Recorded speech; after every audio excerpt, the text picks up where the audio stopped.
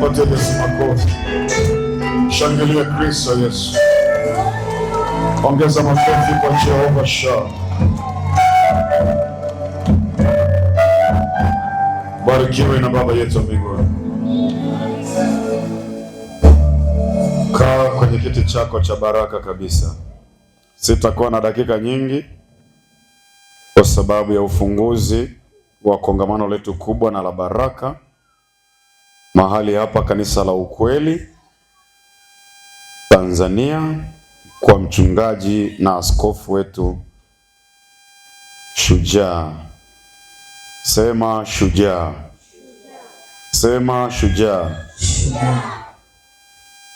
Ndiye mchungaji wetu na askofu wetu wa Kanisa la Ukweli Tanzania. Iliongozana na kwaya. Msimame kwaya. Pigie makofi. Barikiwe na Bwana. Ni baadhi, wengine wameshindwa kufika kwa sababu ya mambo mbalimbali, lakini pia niliongozana na mke wangu Anita. Haleluya, karibu.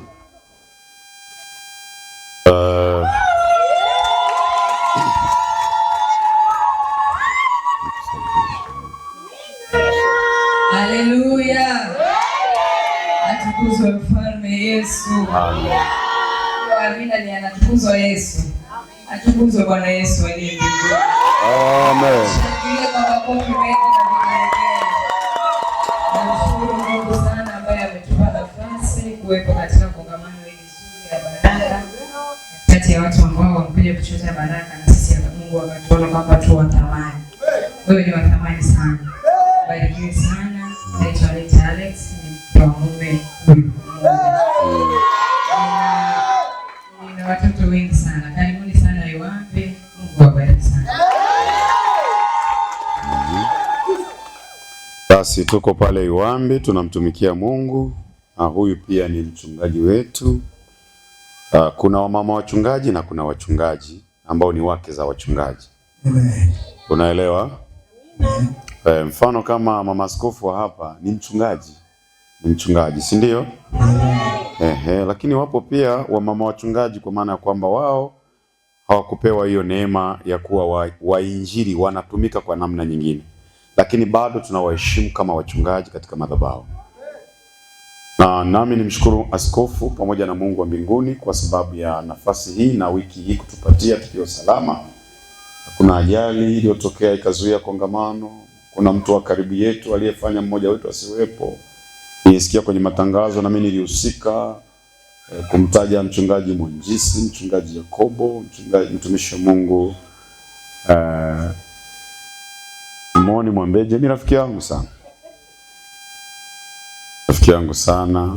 Alianza yeye kunipenda kwa sababu mimi kwa sijawahi kuonana naye. Haleluya. Nikapigiwa simu, kuna mtu anakupenda sana. Walivyotaja jina nikasema haiwezekani. Huyo ni mkubwa kwangu. Amevuma sana. Haleluya. Amen. Mchungaji Shujaa amekuwa mzazi zaidi ninavyoweza kuelezea. Amekuwa mzazi na ni miongoni mwa wachungaji nao wasiliana nao mara nyingi zaidi.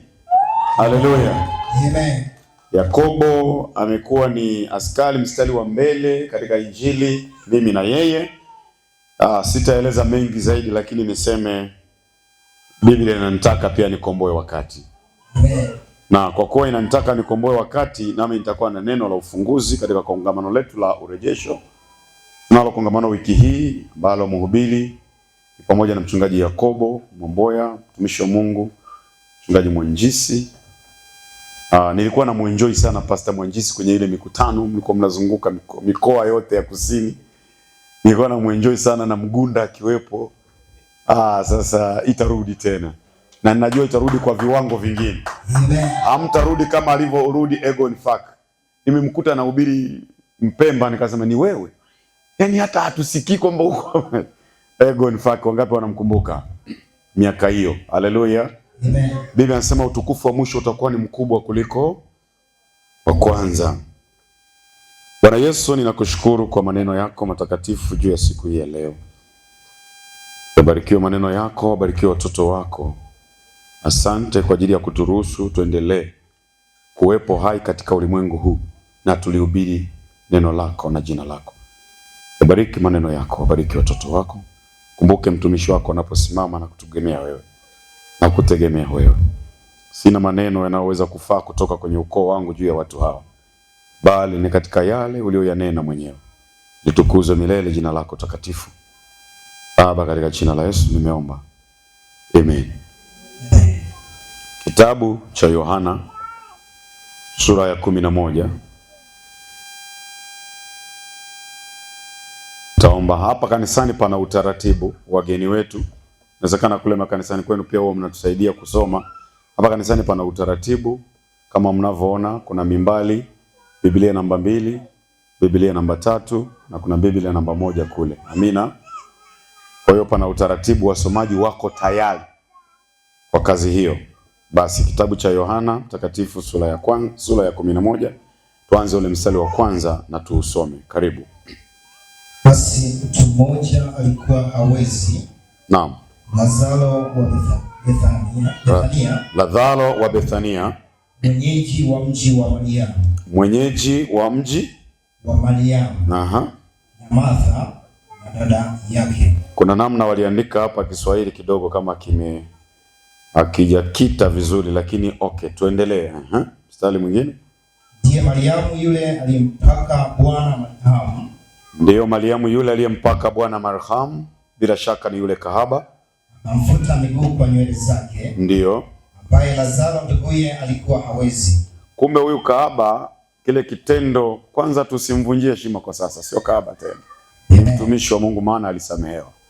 Ingawa jina lake lilianza kuvuma kwa sifa ya kwanza, lakini tayari tunamwona ni mtumishi wa Mungu ambaye anakuja kuiokoa nyumba yake kwa sababu ya kunyenyekea na kuwa na jicho la kujua kwamba hapa, hii ni saa ya mimi kutembea na Mungu. Sema amen. Amen. Kuna saa ya wewe kutembea na Mungu. Lazima ujue kuna wakati Mungu anapokuita ndani ya kanisa, hiyo ni saa Mungu anataka akuvushe mahali ambapo usingaliweza mwenyewe bila yeye. Haleluya. Amen. Endelea. Basi wale maumbu wakatuma jumbe kwake wakisema, Ndiyo, Bwana, yeye mpendaye hawezi. Naye Yesu aliposikia alisema, ugonjwa huu si wa mauti. Sema, ugonjwa huu si wa mauti. Ugonjwa huu si wa mauti. Manake Lazaro anaumwa na alipendwa sana na Yesu. Na Biblia inasema Yesu anajibu, anasema ugonjwa huu si wa mauti. Maana wamemletea taarifa. Anaumwa rafiki yako, hawezi tena, anaumwa. Kiona mtu mzima anakuletea taarifa kwamba ndugu yako anaumwa. Ndugu yako rufaa pale, hapana, anaumwa. Tafsiri yake wanakuwa wanaona kwamba huyu alikofika ni pabaya zaidi. Amina. Amen. Yesu akasemaje? Ugonjwa huu si wa mauti. Bali ni kwa utukufu wa Mungu. Ili mwana wa Mungu atukuzwe kwa huo. Kumbe kuna wakati Mungu anaweza kalileta tatizo juhudi ili Mungu atukuzwe. Anaweza kulileta tatizo Ijombe kule ili Mungu atukuzwe. Amen. Kwa hiyo usiyakimbie matatizo. Wakati mwingine matatizo ndo fursa yetu, watumishi. Haleluya. Amen. Lakini kongamano letu linasemaje? Kongamano la urejesho. Kuna vitu vimeibiwa. Kuna vitu vimefanyaje? Vimeibiwa. Haleluya. Amen. Kama vimeibiwa wakati mwingine ili Mungu ajitukuze. Amen. Vitarejeshwa wiki hii. Na hii ndio wiki pekee Mungu ameichagua. Sema amina. Amen. Ni kwa wenye macho kama mwanamke kahaba alivyoona. Ishu ni macho. Umeiona wiki? Umeona? Na kama umeona, manake kuna kitu kitatokea wiki hii. Amen. Kuna jambo litafanyika wiki hii. Amen. Kuna mtu atavuka wiki hii. Amen. Kuna mambo yatakuachia wiki hii. Amen. Kuna aibu itakuacha wiki hii. Amen. Sikiliza, kuna roho za umasikini zitatengana na wewe wiki hii. Kule kuanguka kwako kutaondoka wiki hii. Ajabu sana. Endelea mtumishi. Amen. Mstari wa 5. Ndio, sasa nitakuacha usome ukimbie. Amen. Na Yesu alimpenda Martha na umbu lake na Lazaro. Basi aliposikia ya kwamba hawezi, alikaa bado bado siku 2 pale pale alipokuwapo. Kisha baada ya hayo akawaambia wanafunzi wake, twendeni Uyahudi tena. Wale wanafunzi wakamwambia, Rabi, juzi tu Wayahudi walikuwa wakikutafuta kukupiga kwa mawe, nawe unakwenda huko tena? Yesu akajibu, je, saa za mchana si 12? Mtu akienda mchana hajikwai, kwa sababu aiona nuru ya ulimwengu huu. Bali akienda usiku hujikwaa, kwa sababu nuru haimo ndani yake. Yasema hayo. Kisha baada ya hayo akamwambia, rafiki yetu Lazaro amelala, lakini nakwenda nipate kumwamsha. Basi wale wanafunzi wakamwambia, Bwana, ikiwa amelala atapona. Lakini Yesu alikuwa amenena habari ya mauti yake, nao walidhania ya kuwa anena habari ya kulala usingizi. Basi hapo Yesu akamwambia waziwazi, Lazaro amekufa. Nami nafurahi kwa ajili yenu kwamba sikuwako huko nimpate kuamini, lakini na twendeni kwake. Basi Tomaso aitwaye Pacha akamwambia wanafunzi wenziwe, twendeni na sisi ili tufe pamoja naye. Basi Yesu alipofika alimkuta amekwisha kuwamo kaburini yapata siku 4. Sema yapata siku 4. Yapata siku 4. Sema yapata siku 4. Yapata siku 4. Lazaro amezikwa ana siku 4. Ndani ya nini? Na ndugu amethibitisha amekufa, na akafungwa sanda akawekwa kaburini. Siku ngapi? 4. Na unajua mwanadamu, asili ya mwanadamu hula chakula chenye chumvi. Chakula chenye chumvi kinapoingia mwilini mwa mtu huumaliza mwili haraka, kwa maana ya kwamba anapokufa mwili unaharibika kwa haraka. Lakini pia huo mwili ukifa ukaujaza chumvi, tena mwili hauharibiki. Unaona ajabu yake? Chumvi iliyotumika tayari imeshakuwa, umenielewa? Mwili wake unaogopa haraka na unaharibika kwa haraka. Siku 4 ya Lazaro alikuwa tayari ameshaharibika. Hafai tena. Wakasema, Bwana ananuka. Anafanyaje? Ananuka. Aha. Amen. Na Bethania alikuwa karibu na Yerusalemu. Ndio. Kadri ya maili 2 hivi. Na watu wengi katika Wayahudi walikuwa wamekuja kwa Martha na Mariamu ili kuwafariji kwa habari ya ndugu yao. Basi Martha aliposikia kwamba Yesu anakuja, alikwenda kumlaki, na Mariamu alikuwa akikaa nyumbani. Basi Martha akamwambia Yesu, Bwana, kama ungalikuwapo hapa, ndugu yangu angalikufa. Nenda 34. Ndugu yangu asingalikufa kama ungalikuwepo Yesu. Sasa amekufa, umechelewa. 34 inasemaje? Amen. 34 inasema, akasema, mmemweka wapi? Mmemweka wapi? Kweli amekufa, lakini mmemweka wapi? Aha. Wakamwambia, Bwana, njoo utazame. Yesu akalia machozi. Basi Wayahudi wakasema, angalieni jinsi alivyompenda. Bali wengine wao wakasema, je, huyu aliyemfumbua macho yule kipofu hakuweza kumfanya na huyu asife? Basi Yesu hali akiugua tena nafsini mwake, akafika kwenye kaburi. Ndio. Nalo lilikuwa ni pango na jiwe limewekwa juu yake. Ndio. Yesu akasema, ndio, liondoeni jiwe. Martha na dada yake yule aliyefariki akamwambia, Bwana, ananuka sasa. Ananuka huyu mtu Bwana, maana amekuwa maiti siku 4. Ndio. Yesu akamwambia, mimi sikukwambia ya kwamba ukiamini utauona utukufu wa Mungu? Basi wakaliondoa lile jiwe. Ndio. Yesu akainua macho yake juu. Ndio. Akasema, Baba, nakushukuru kwa kuwa umenisikia. Nakushukuru kwa kuwa umenisikia.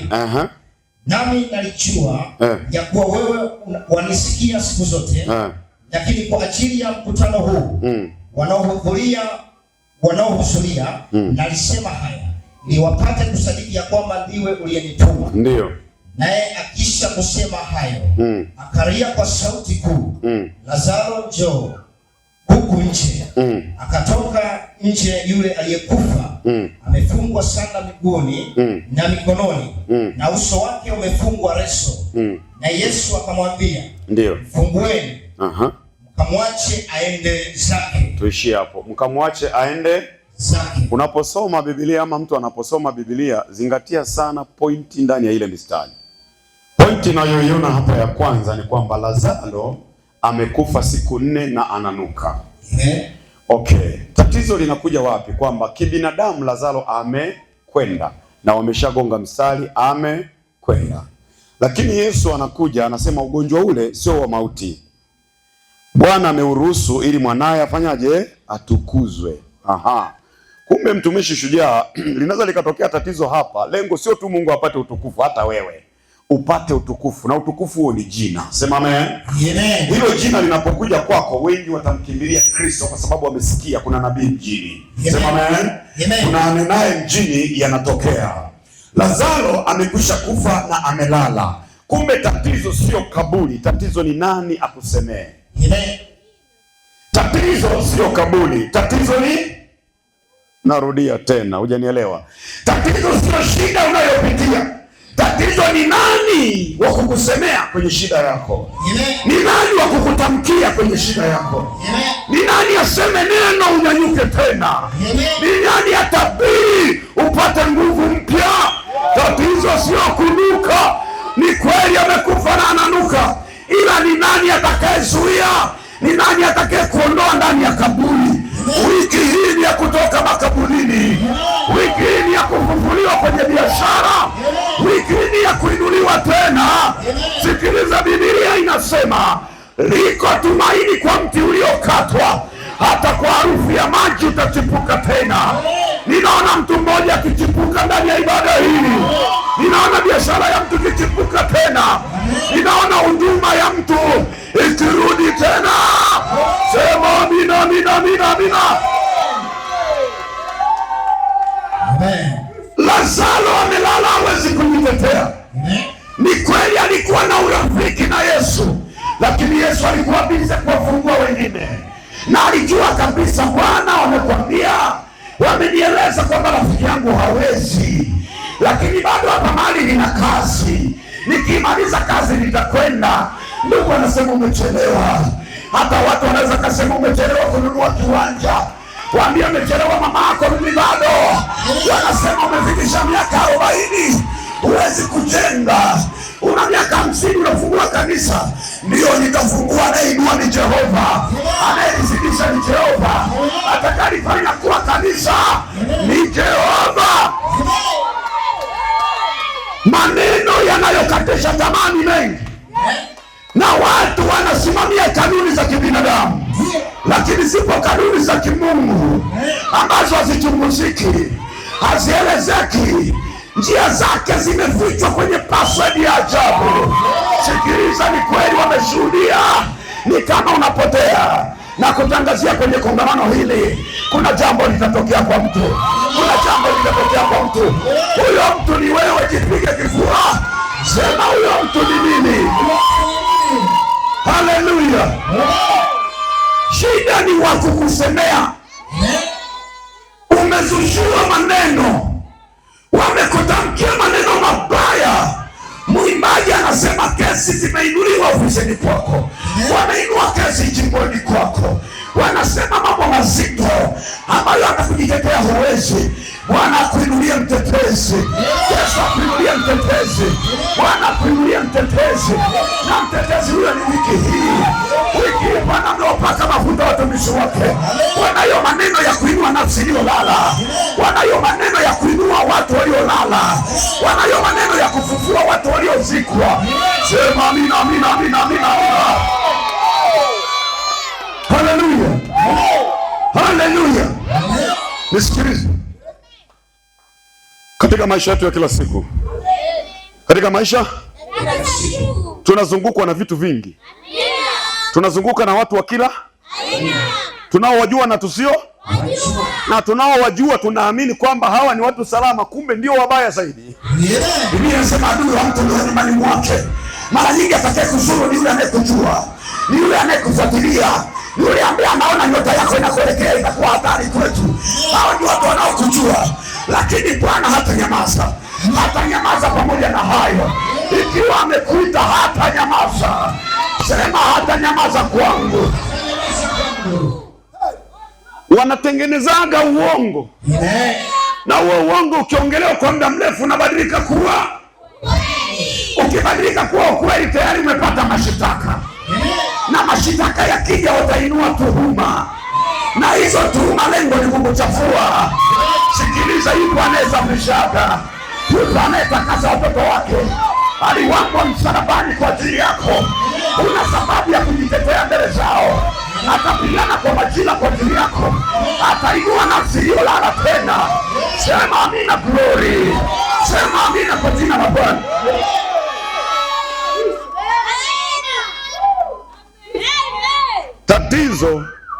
Tatizo liko hapa. Walokole wengi mmefikia mahali mmemjua Mungu kienyeji. Sema kienyeji. Na kwa kuwa mmemjua Mungu kienyeji, ndio maana maisha yenu yamekaa kienyeji, hayana ladha. Umesikia maneno kuhusu mume wako, ushapaniki, ushajivuruga, umepandisha pressure ziko juu. Acha upumbavu. Narudia, acha. Usipandishe pressure kwa maneno ya watu walioyasendi. Sikiliza, yupo aliyesendi maneno ya maana. Yana nguvu karne zote. Yana nguvu karne zote. Yamewatoa wengi shimoni. Pamoja na Lazaro alitolewa kaburini. Kesi yako ni ndogo wewe. Kesi yako inayo majibu ya haraka. Kesi yako wewe ni ndogo sana. Haihitaji wakili wala haihitaji mwanasheria. Bwana atakushindia mapema. Tunashinda zaidi ya kushinda katika yeye atutiaye nguvu. Hatushindi kwa sababu ametuletea mawakili. Hatushindi kwa sababu ametuletea wajuaji wa sheria. Tunashinda kwa sababu ametutia nguvu. Sema amina, glory. Hallelujah. Katikati ya maneno mazito mwanangu utiwe nguvu. Katikati ya kukatishwa tamaa utiwe nguvu. Katikati ya biashara ambayo inasuasua utiwe nguvu. Relax, hata kama unauza nyanya mwanangu. Wewe ni bora kuliko nyanya. Kwa msimu nyanya zinaoza haraka. Acha zioze. Kwa nataka zioze na moyo wangu. Zitaoza zenyewe, mimi nasonga mbele. Zitaoza zenyewe, mimi nasonga mbele. Hata Musa alikuwa na watu ambao wamewakomboa kwa gharama sana. Walipooza njiani aliendelea na safari. Walipokata tamaa aliendelea na safari. Walipomsimanga aliendelea na safari. Walipomkatisha tamaa aliendelea na safari. Endelea na safari. Hakuna kukata tamaa. Hakuna kutoka kwenye ndoa. Hakuna kuachana naye. Hallelujah.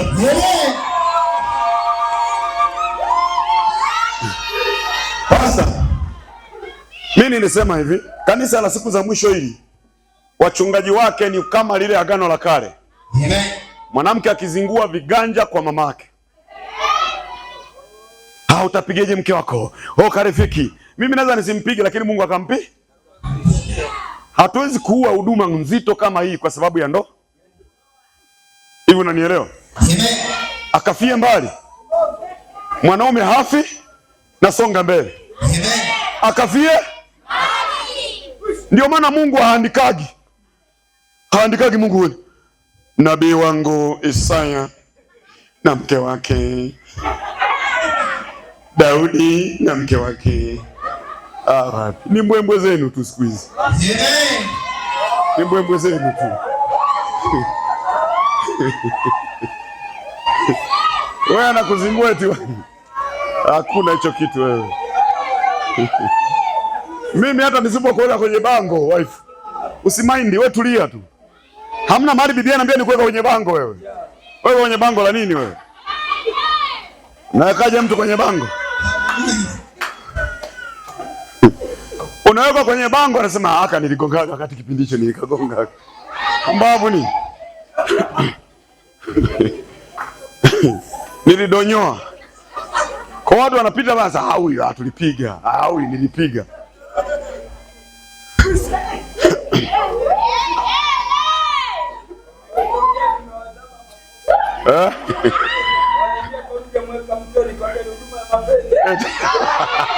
Hapa tuhubiri maono, tunalihubiri jina la Jehova ile. Tunamhubiri Jehova Shama, El Shaddai mwanaume, hana jinsia yule. Msilete jinsia kwenye mabango mwanangu. Epukeni na jinsia kwenye mabango. Utayumba vibaya wewe. Hai. Inatokea bahati mbaya kawaifu kanasumbua, utatoa kwenye bango? Unamtoeje kwenye bango sasa? Watauliza mbona umemfuta? Saa hizi hatuelewani. Ore mkonyofu amwelewani kivipi? Ambia asiere. Hakuna kuwaweka. Amen.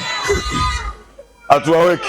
Amen. Hatuwaweke sio kwa sababu hatuwapendi. Tunawapenda lakini tunawalinda na adui shetani.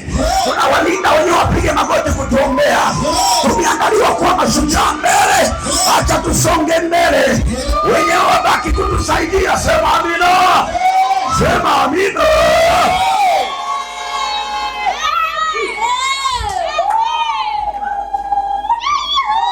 Nani anaelewa injili ya jioni ya leo? Nimefurahi kumwona mama yangu. Mama, tupungie mikono mama yangu, tupungie mikono. Simama. Jamani, huyu mama nina historia naye. Pigie makofi mwanamke huyu.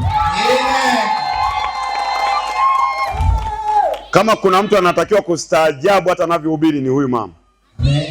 Huyu mama siku ya kwanza naokoka ananiangalia kwa macho yake. Yaani siku naongozwa sala ya toba Mahenge. Tumapito twangu tuote. Kuinuka kwangu kote.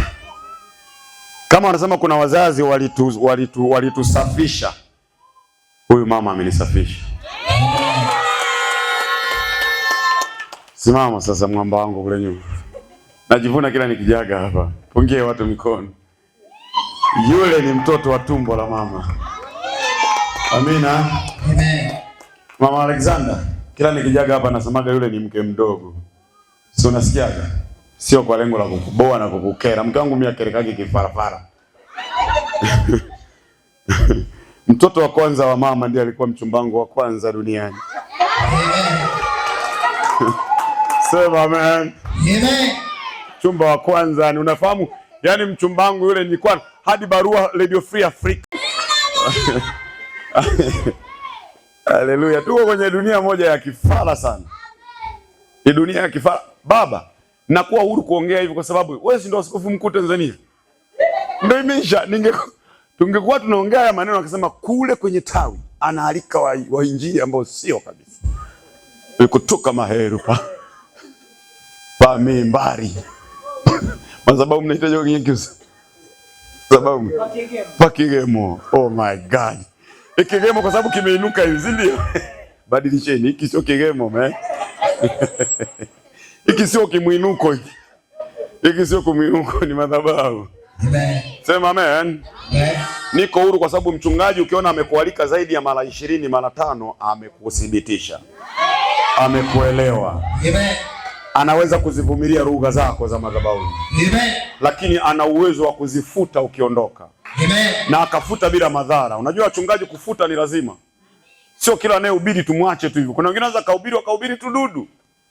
Ukija pasta unarekebisha. Pale alisema kupiga ngumi. No, wanangu msipige. Hatupigagi ngumi, umeelewa? Lazima baba arekebishe kidogo. Ukiacha hivyo hivyo utapata kesi pasta. Wachungaji wa siku za mwisho, fikiria mimi nimemaliza mafunzo mwaka gani ya kareti mwaka juzi. Wife anasema mume wangu, usiku saambia saa 9, master ameniamini sasa, amenipa na kisu hiki hapa. Hata wakija 10 nitawakalisha ndaenda. Sema amen. Yeah. Wachungaji wa siku za sijivuni kwamba naweza kupigana sana. Inawezekana wewe ukanipiga pia. Ngumi ni timing man. Unaweza kupigwa kofi ukazimia na kareti zako zikanyamaza hapo hapo. Kwa sababu hukujiandaa. Sema amen. Amen. Kwa hiyo wachungaji wa siku za mwisho tumejikera, tumejifiatua. Amen. Mimi nimesema pale kanisani kwangu washirika wasiotoa fungu la 10 naanza kuwaweka ndani.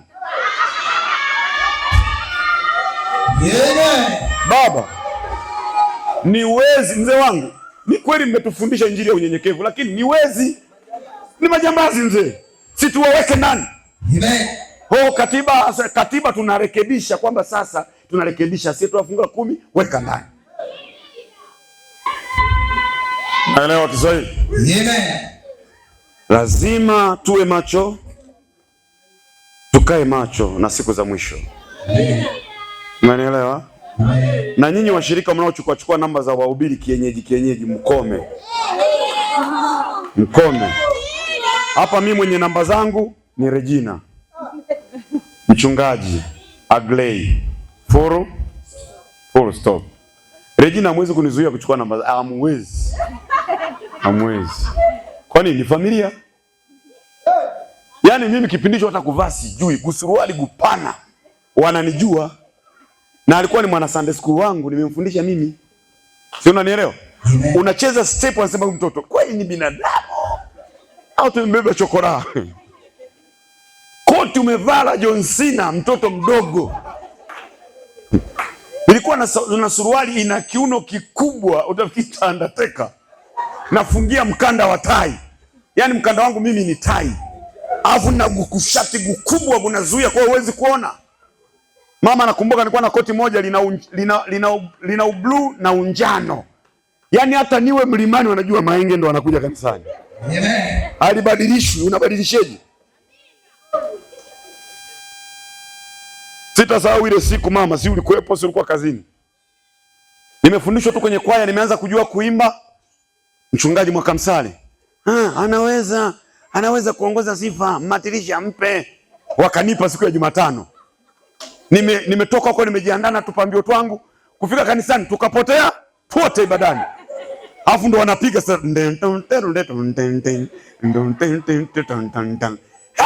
pambio zimekauka. Wananisubiri nianza, hakuna. Sikumbuki pambio yoyote.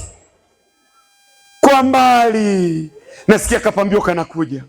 Kama sio juhudi zako Nyerere.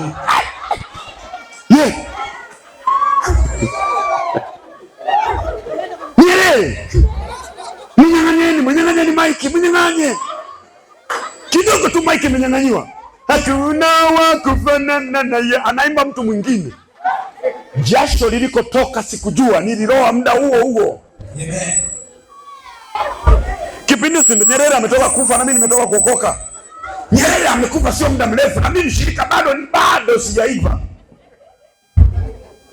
Unaweza kuvumilia hayo wewe? Juhudi za Nyerere Church.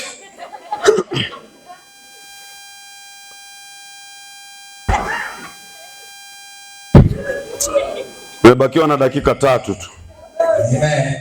Nimesimama hapa saa 12 kasoro 10.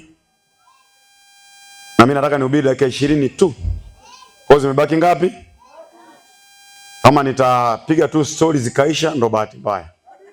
Kama Mungu atanifanya niamshe ni baraka. Amen. Lakini shika hili. Tatizo sio hilo, tatizo lililokukuta. Sio shida, sio kusumbua kwa ndoa. Ni nani wa kuitamkia ndoa yako? Amen. Ni nani wa kutamkia biashara yako? Amen.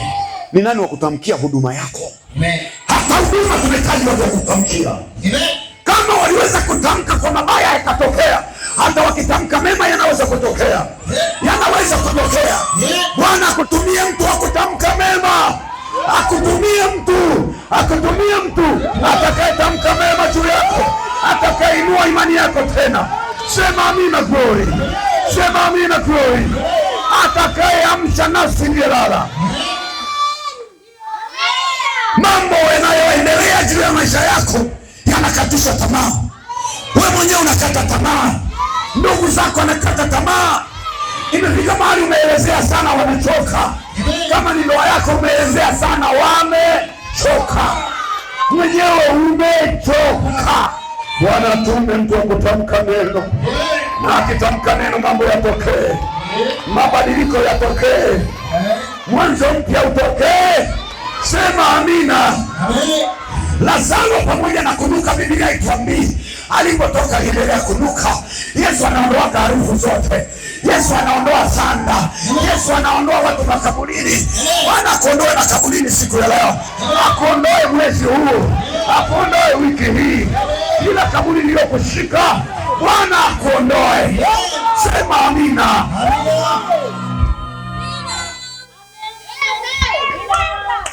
Dunia inatafuta habari mbaya. Dunia haipendi wewe uwe mahali pazuri. Haipendi ule vizuri. Ndiyo siri ya dunia. Nimekuwa msikilizaji wa redio kubwa duniani tangu mwaka 95. Kuna BBC London, kuna Voice of America inaitwa VOA, kuna Deutsche Welle kutoka pale wapi?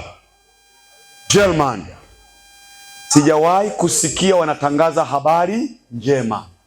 Ni mbaya kila siku. Sijawahi. Dunia inataka vitu vibaya. Wasikie umeachika, wasikie huduma imekufa, wasikie hiki kime malivyogoshe. Yaani wanataka wasikie habari mbaya. Hivi mnanielewa?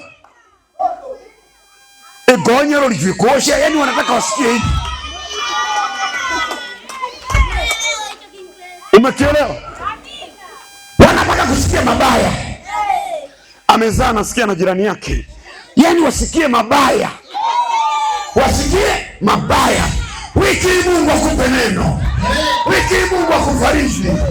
Kweli wamekubomoa sana. Bwana akujenge. Bwana akujenge upya. Bwana akutetee upya. Bwana aseme na wewe upya. Atetee maisha yako. Haleluya. Hakuna kongamano Mungu analiletaga for nothing.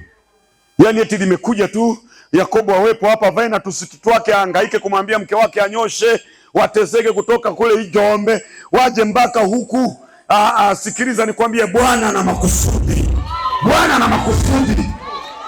Haiwezekani kina Mahenge watoke kule hanyizia wana mpaka waje huku bila makusudi ya Bwana. Hakuna. Haiwezekani. Amen. Haiwezekani. Mimi natokea hanyizia wana, mtaa unaita Sahandeshe. Sahandeshe. Unafahamu wewe? Mimi nakwambia ukiniambia eti nijitambulishe mbele ya wachungaji siwezi. Eti ghafla mko kwenye kongamano kubwa Dodoma, anasimama Abiudi Misholi pale. Namshukuru Mungu natokea jijini Mbeya, Brokoti. Lakini niko majengo mapya Iwambi. Na ndo anakuja mwingine, mimi natokea Juhudi pale kanisa la Ukweli Tanzania. Anakuja mwamba anatokea airport. Kasheshe ni mimi na Yakobo.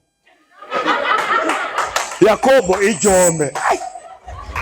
Yaani namna ya kuitamka. Mwamba akasema nitalipaka mafuta kidogo, anaitwa Njombe. Hakuna Njombe wewe.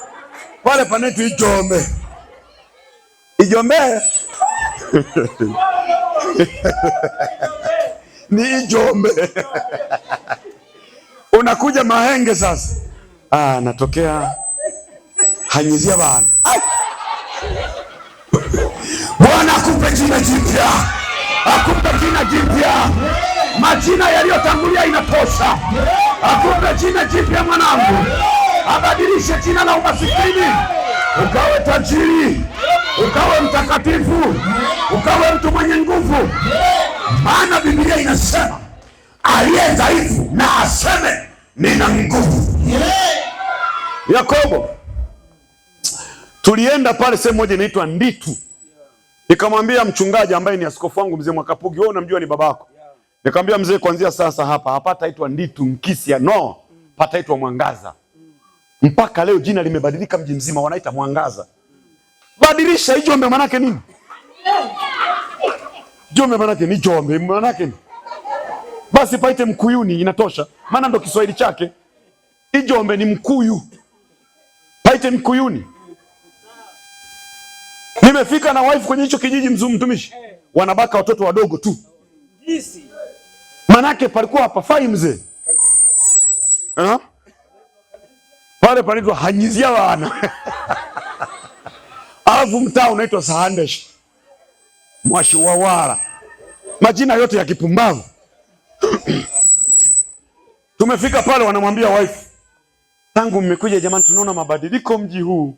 Watoto wetu wako wanabakwa wadogo wadogo. na si kweli tumefika, hizo tabia bado zipo. Ndani ya muda mfupi nikasema, Mungu, kama umeruhusu mtumishi wako nikanyage hapa, kama umeruhusu kweli, kama haya matukio hayataendelea, hiki kiwanja aidha nigawe bure au nikiuze. Nilimwambia na Pastor Shujaa, mimi nauza kiwanja. Akasema usiuze. Unauza nataka kufanya nini? Na ama nenda da. Akasema uendi. Da usiende.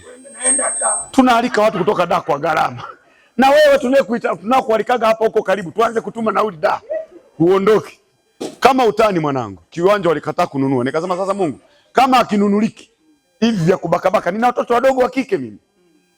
Vya kubakabaka, wengine ninao hapa, mabinti zangu simameni. Simameni na binti zangu, mnao watoto wangu mwenyewe. Kuna huyu. Oh. Wa kike wawili, wengine tumewaacha wapi? Nyumbani. Na watoto. Mimi wife nimwambia marufuku kuweka traffic. Nazuia watoto. Tunazaa sana, sema sana. 6. Bado 4 wafike 10. Kwenda hina ngasomesha, anashindwa kuwasomesha mama yako. Kwani walimu watasema, si hatuwezi kuwasomesha watoto wako ni wengi sana. Kwenda zako huko. Au Mwanjero atasema, sisi utashindwa kuwavalisha. Kwa hiyo ukienda Mwanjero hawakupi nguo, una watoto wengi bwana. Watoto wengi. Ndio watafurahi.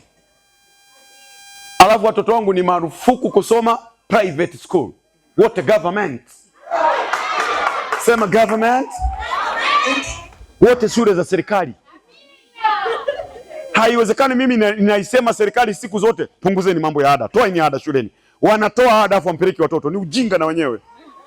Wameondoa ada, peleka watoto kule. Mnahangaika na high school na miskuli hiyo ya nini? Ya private kwa migarama. Mtoto wangu anasema Mkapa school. Mkapa.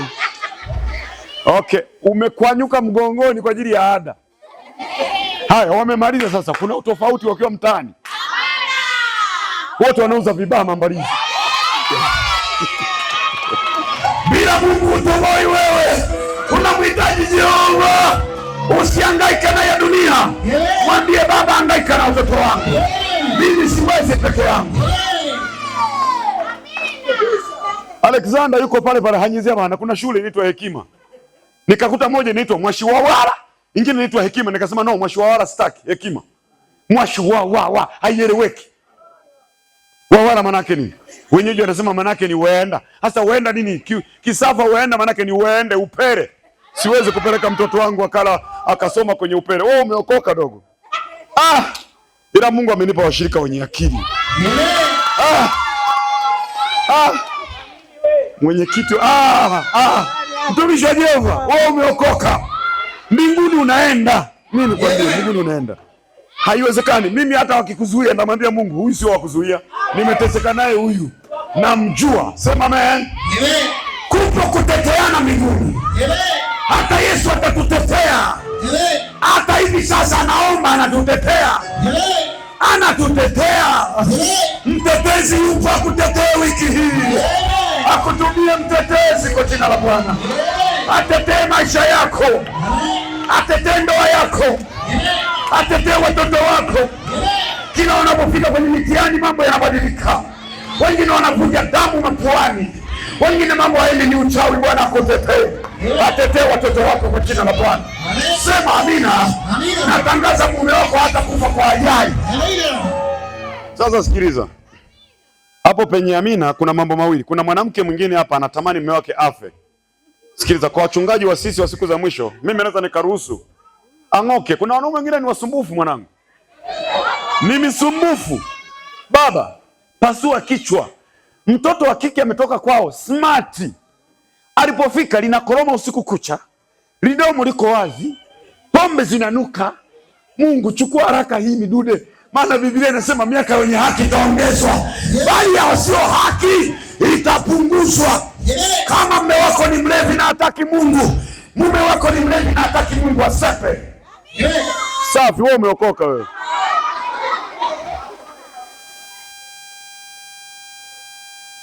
Kama kuna kimwanamke ni kisumbufu, Mungu ondoa haraka. Huo mtumishi itakuwaje? Sikiliza, Kuna wanawake wengine wasipokufa mapema au wasumbufu, wengine wenzenu hataolewa. Hivi hamjui kwamba wanawake ni wengi kuliko wanaume? Inawezekanaje wanawake wakawa wengi kuliko wanaume? Ndivyo ilivyo. Fanya research tangu kwenye Biblia ndio uje kidunia. Kibibilia wanaume walikuwa wanakufa kuliko wanawake. Yesu tu anazaliwa ana mwaka mmoja na miezi michache. Biblia inasema wachinjwe watoto wote walio chini ya miaka mingapi? Lengo wamtafute nani? Yesu auawe, wakamkosa. Wao unafikiri waliouawa ni kina nani wale? Walikuwa ni wanaume. Inawezekana wangezaa ndio kuja kupatikana mume wako. Alikufa mume wako. Alikufa mume wako. Baba ni siolewi. Baba unakesha kanisani. Siolewi. Mume wako alikufaga wewe. Tumika tu, fanya kazi ya Bwana. Pambana, fanya kazi ya Mungu. Kuolewa sio mbingu, wewe hata ushamba.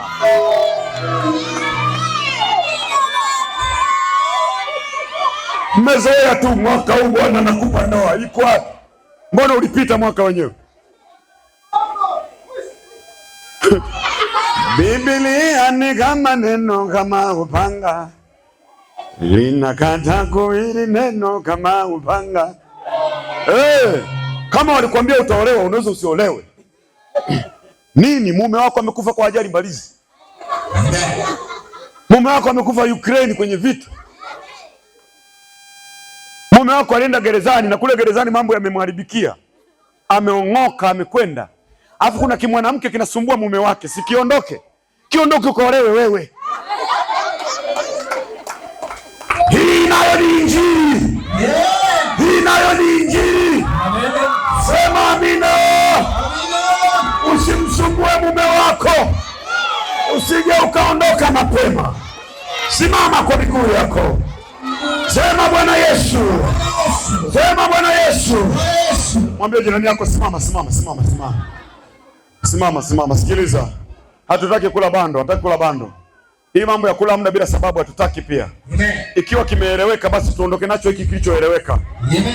Haleluya. Amen. Sema Bwana Yesu. Bwana Yesu. Maisha yangu yapate mtetezi. Wiki hii ninakataa kila maonezo yaliyonitesa kwa muda mrefu. Bwana Yesu, nitumie mtetezi. Wiki hii machozi inatosha. Na kuanzia sasa ninatabiri maisha yangu yako mikononi mwako. Yote yaliyoliwa na nzige na palale na tunutu yanarejeshwa. Miaka yote iliyoharibiwa na adui shetani inarejeshwa. Sikiliza, uwe na imani tunapoomba. Hatuimbi ngonjera hapa. Uwe na imani. Niko serious. Mimi na hasira siku hizi. Nimejikera. Nahisi kama nilichelewa kwenye huduma. Nikiona mtu anaimba inarejeshwa. Unaona hivi yuko serious huyu. Yaani hata chechi bado wamekamatwa. Yaani hapa uwe kaa chizi. Chafuka nyongo. Ingia rohoni. Unanielewa? Ingia rohoni. Hii sio ngonjera kwamba baada ya mahubiri tunafanya ngonjera. Bwana Yesu, unitetee, sio ngonjera, tuko serious mbele za nani? Uwe serious mwanangu. Usichungulie simu. Usiangalie nani amekucall, man. Unanielewa?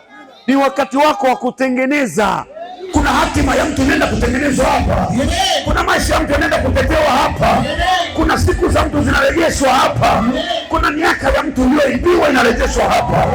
Kama ni wewe, lazima uwe na uchungu ndani.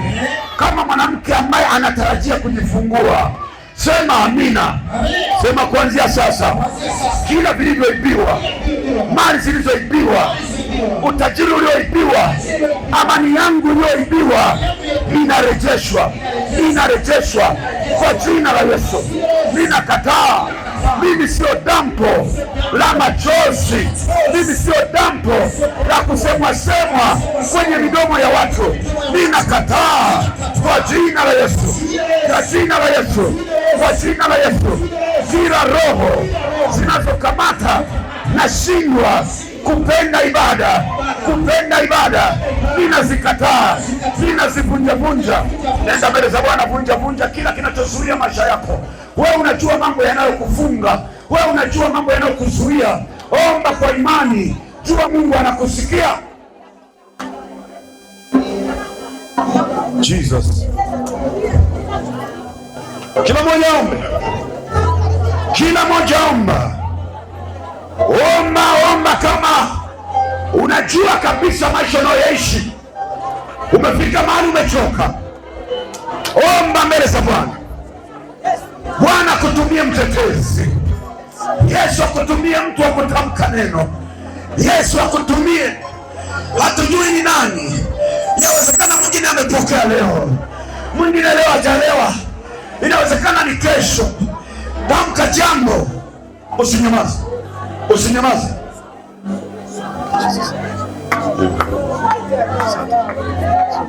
Kongamano hili ni kongamano la matengenezo. Unapotoka mahali hapa, Mungu akusaidie kuendelea kutengeneza na Mungu kile kitu ambacho hakijakaa sawa katika maisha yako ya kiroho. Tamani kukiweka sawa sawa, kwa sababu wakati wowote Yesu anaweza akaja kuja kanisa lake. Sema amen. Wakati huu tunaenda kumtolea Bwana sadaka. Mahali hapa tuna sadaka mbili. Sadaka ya kwanza ni sadaka ya shukrani na sadaka ya pili ni sadaka ya Injili. Pale ulipo ukiwa na sadaka yako ya shukrani, nataka kumshukuru Mungu vile amekulinda, vile amekuponya, vile amekutetea, vile amekupigania. Wakati huu ni wakati wa kumtolea Mungu hiyo sadaka. Pale ulipo simama juu ukiwa unashika sadaka yako ya shukrani. Haijalishi ni shilingi 1,000, 2,000, 5,000 au 10,000. Ithamini sadaka yako, ni sadaka yako kwa Bwana. Simama juu, inua sadaka yako na kutamkia baraka. Baba la Yesu, amen. Kimbilia madhabahuni, mtolee Bwana sadaka yako ya shukrani. Asante. Baada ya sadaka hiyo ya shukrani, ikiwa uko hapa nataka kuungana na mchungaji Shujaa kutoa sadaka yako ya Injili. Tunahubiri redioni, kongamano hili tumelitangaza redioni, lakini pia tumelitangaza kupitia gari ya matangazo, lakini pia tumechapa vipeperushi kama hivi. Pasa Lebate, karibu tafadhali chukua vipeperushi hivi na usiondoke hapa mpaka umepewa vipeperushi ya angalau 2-3 kwa ajili ya kuendelea kuwatangazia watu kongamano hili ambalo linaendelea. Wewe ambaye unasema naungana na mchungaji Shujaa pamoja na viongozi wa kanisa hili, watendakazi wa kanisa hili, kuhubiri Injili katika redio na katika kila eneo la matangazo kwa sadaka yako ya Injili ya shilingi 1,000, 2,000, 5,000, 10,000. Simama pale ulipo, shika sadaka yako ya Injili na Mungu akubariki. Simama jioni kutamkia baraka kwa sadaka yako ya Injili. Baba, katika jina la Yesu wa Nazareti aliye hai, watu wako wamekamata sadaka ya Injili mikononi mwao. Unapoipeleka mbele Injili, Bwana Yesu, peleka mbele kazi za mikono yao. Wanapopita mbele kutoa kwa ajili ya kazi yako, kama wanaposogea mbele, kazi zao zikasogea mbele, biashara zao zikasogea mbele, miradi yao ikasogea mbele, shughuli zao zikasogea mbele. Wasirudi nyuma katika kazi, katika maisha na katika uchumi. Kwa jina la Yesu nimewabariki. Amen. Kimbilia madhabahuni, tolee Bwana sadaka yako ya Injili, na kwa kadri unavyokuja mbele kumtolea Bwana sadaka hiyo ya Injili, Bwana akupeleke mbele katika kila hatua za kimaisha. Bwana akupeleke mbele katika kila hatua za kiuchumi. Ubarikiwe na Bwana ubarikiwe zaidi. Nataka tuwe tangazo hili kwa pamoja. Naomba tafadhali viongozi wa ibada kwa namna itakavyokuwa